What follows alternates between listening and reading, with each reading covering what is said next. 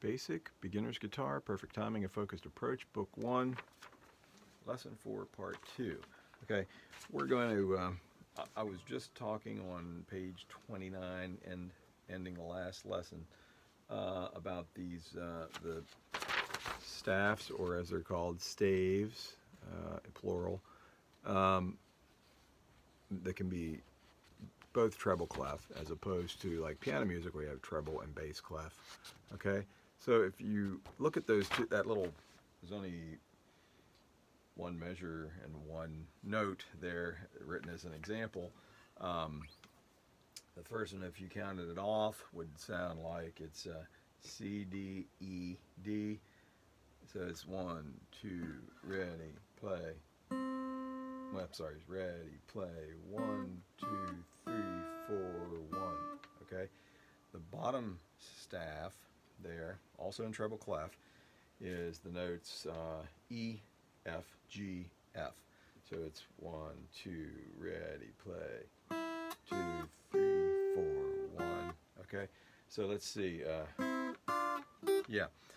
Together, this is not something we're trying to teach you just yet, but the idea, not to play at once, which is what I'm going to do, play both at once, but two people could play that line, and we're going to do that with a song, Ode to Joy, which we did before, and we're going to expand on that a little on page 30, have a little fun with that, but together that would be like 1, 2, ready, play. Okay, 1, 2, 3, 4, 1. Oh, 1. So, as I said, on the next page, we're going to play a two-part song, and for that I chose Ode to Joy, which I've already played on page 28. So let's try it as a two-part song. Part 1 is the same melody played on page 28, you'll notice. And part 2 will be different notes that harmonize with part 1. And harmonize, or playing harmony, just like singing harmony, means basically to play notes that blend with the melody, which is the main set of notes in a song. That's my way of describing it. I think it's adequate. And you probably already knew that, the melody, what the melody was, right? Okay, so Ode to Joy. I'm going to play all the way through, and you want to be careful since we're doing these two parts. You'll be tempted to go play this line and then jump to here. That's not really right. Notice it says part 1 and part 2. Okay, so these are being played.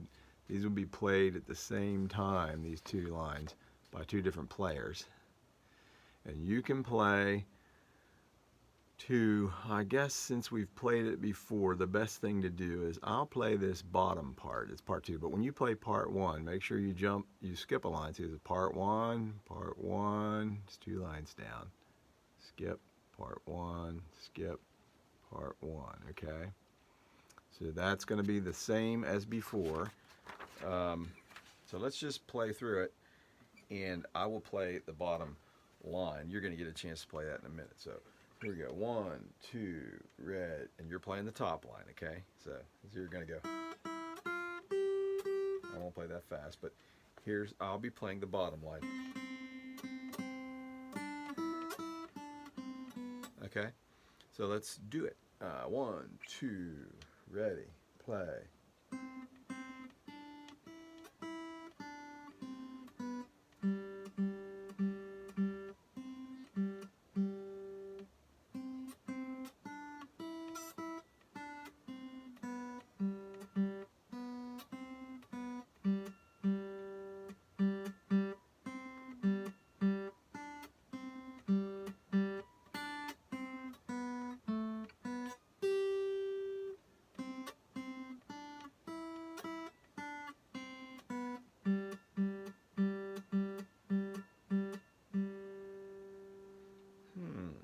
Interesting, huh? So you can stop and wind that back to the beginning and try to keep playing part 1 along with that part 2. Now, before I discuss anything about this, try to play part 2 just as it is written, remembering to skip, you're playing every other line where it says part 2, part 2, part 2, part 2. Okay, I'm going to play the melody. You can try that part 2 since you haven't played that yet.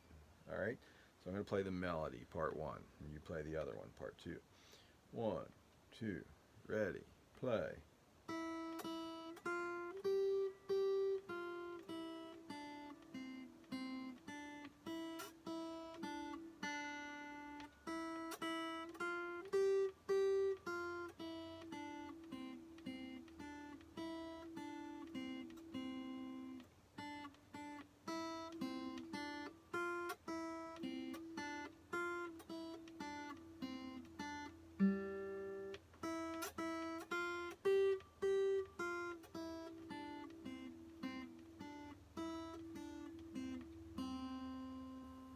Okay, so okay, together it would sound like that. So here's one more thing I'm going to do. Okay, I guess I'll just discuss this 2-note stuff, okay?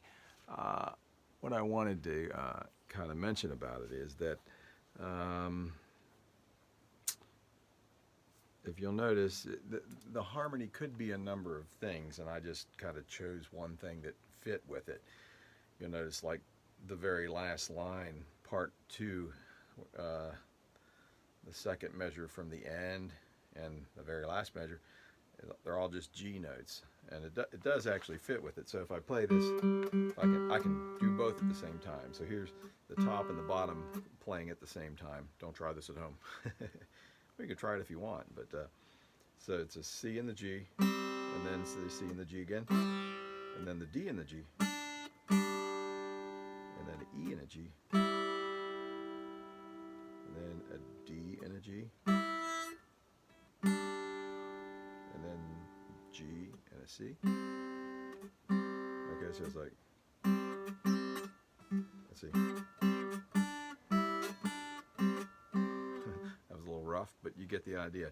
It creates harmony, and it's kind of cool. It could be, could be variations. I'm not going to try to wing it here and make more mistakes, but it's just kind of a neat thing when you can play 2 parts. Now, something I have noted at the bottom said, pay no attention to the small capital letters above the notes. They're chords that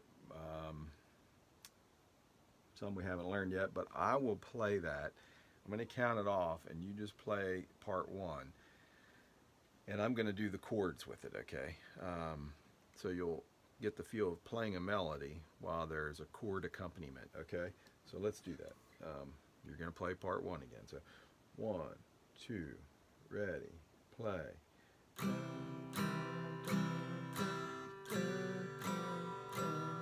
Singing what you should be playing. I'll probably stop now.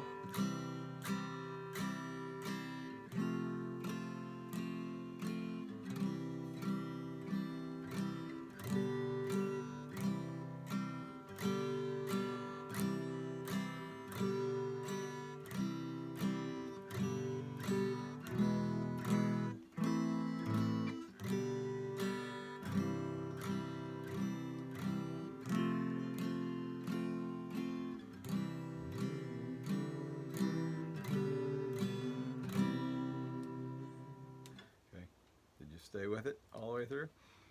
Check my timing again. Oh my, I got plenty of time. Oh look there, that time I wrote, who was this guy named Ludwig? Actually, Ludwig von Beethoven, okay? 1824, that's a little while ago. Okay, so that was fun. And you can run that back, play part 1 while I'm playing part 2, play part 2 while I'm playing part 1, play part 1 while I'm playing chords. If you get really ambitious, we haven't learned the F chord.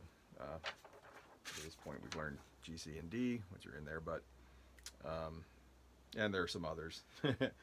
Actually, now that I think about it, there's a E and an A minor chord. Yeah, might come back to that at the end of the entire book, because by then you will have learned all the chords. Try that again later. I was going to say play chords, but that wasn't really what I intended. So, okay, that was fun. Do you feel confident that you played the right notes? Did you try both parts? Yes, you should have. Um, was your timing perfect? If not, if you're not sure about any of these questions, go back and try again. As I say, practice makes perfect. Um, Another little saying there. Timing is everything. Practice makes perfect. Boy, I'm full of them, aren't I?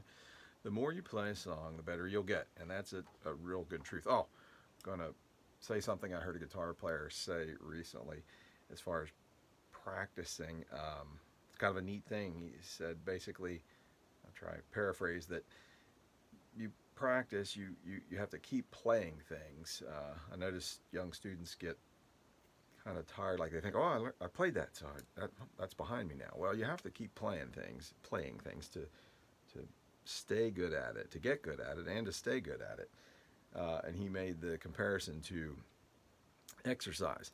You know, you don't. There are things you practice in a sense. They're not things you master. And he compared it to like a push-up or a sit-up. You never master them. You just do them to be able to continue doing them, right? So same way with playing an instrument. I thought that was pretty good. So now, before we move on to new songs, we're going to introduce you to a handful of new concepts in musical notation. Oh boy, more reading probably, right? That build on what we've already learned. So let's begin with something called dotted notes. Okay, so it's a good place to start this. Oh yeah, I got plenty of time here. And on page 31, we have this little line of visual example of a couple of dotted notes in a very short song. Not really much of a song, but I'm going to play it just so you kind of see how that should go there. In this example, a G and an E are dotted, okay? So, well, what's going on comes later here. Here's how it should sound, okay? I'm going to count in 1, 2, ready, play. It's in 4/4 time, and I'm going to count as it should be counted along with the notes, okay? And again, I apologize for mistakes. I'm playing in this awkward position to get everything in. So 1, 2, ready, play. 1, 2, 3, 4. 1, 2, 3, 4. 1, 2, 1, 3, 4. 1, 2, 3, 4. So let's do it again. 1, 2, 3, 4. 1, 2, 3, 4. 1, 2, 3, 4. 1, 2, 3, 4. I may have made a mistake on that the first time. Second time was correct, okay? So basically, what are you noticing there? What's going on here in this short line of written music? And what do those dots tell us? As you've already learned, on page 12, if you want to go back and look at that, a half note, like the first note there, in the line above, gets 2 counts or beats, but when a dot appears beside the note, as you have there, it increases or adds 1/2 of the note's count value to those 2 counts. So, half of 2 is 1, and 2 plus 1 is 3, right? That's no tricky math, that's just pretty easy math. That's old math, okay? So, the dotted half note gets 3 counts. That's what it's saying there, okay? Pretty simple, right? Well, let's look at it some more. Let's look at it some more because it can be a little tricky to get used to, okay? Okay, looking at the same short line of music, let's consider just the one measure. Remember what we've learned. Time's buzzing now. What we've learned about the top number, 4, in the time signature tells us how many beats or counts are in each measure. So again, that first measure from the short line in the last page, on the last page, looks like this, and it has just the dotted half note and a quarter note, okay?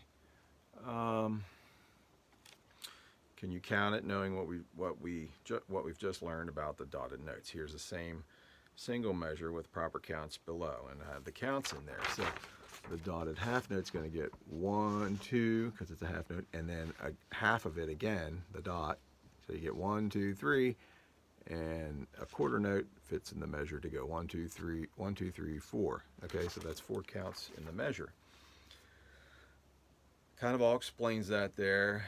So the G dotted half note gets 3 counts, and the A quarter note gets 1. Okay. Hopefully you noticed, but maybe you didn't, that those 2 notes add up to 4, as we just discussed. Okay, beats in the measure. Counts per measure, as we've learned, should always add up to the top number in the time signature, in this case of 4. Okay, hey, I'm running out of time. Gonna have to jump to our next lesson, okay? Let's go there now. See ya.